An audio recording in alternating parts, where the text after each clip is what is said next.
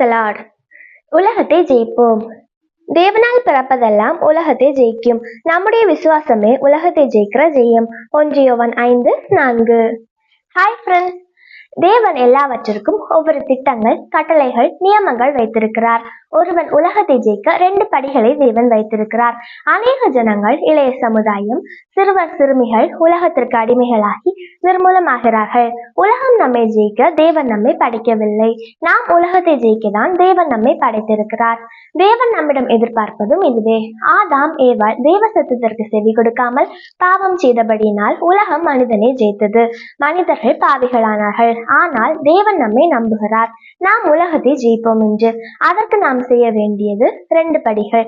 முதலாவது, தேவனால் பிறக்க வேண்டும். தாயின் கற்பத்தில் உலகத்தில் பிறந்த நாம் தேவனுக்குள் பிறக்கவும் 2 படிகள் இருக்கிறது. முதலாவது, ஜலத்தினால் பிறக்க வேண்டும். நாம் தேவனை விசுவாசித்து பிதா, குமாரன், பரிசுத்த ஆவியின் நாமத்தில் மூழ்கி ஞானஸ்நானம் பெற்று பாவத்திற்கு மரித்து நீதிக்கு பரிசுத்தத்திற்கு என்று நம்முடைய பழைய மனிதனை தண்ணீரில் அடக்கம் செய்து தண்ணீரினால் மூழ்கி ஞானஸ்நானம் பெற வேண்டும். 2வதாக, ஆவியில் பிறக்க வேண்டும். பரிசுத்த ஆவியானவரின் அபிஷேகம் பெற்று அந்நிய பாஷை அடையாளங்களுடன் பரிசுத்த ஆவியில் பிறக்க வேண்டும். இதுவே தேவனில் பிறப்பது. 2வதாக, விசுவாசம்.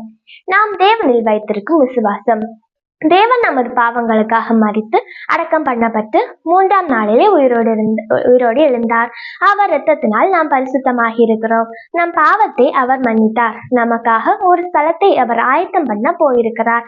அவர் வந்து நம்மை அவருடன் சேர்த்து கொள்வார் என்ற விசுவாசம். இந்த 2 படிகளுமே நம்மை உலகத்தை ஜெயிக்க வைக்கும்.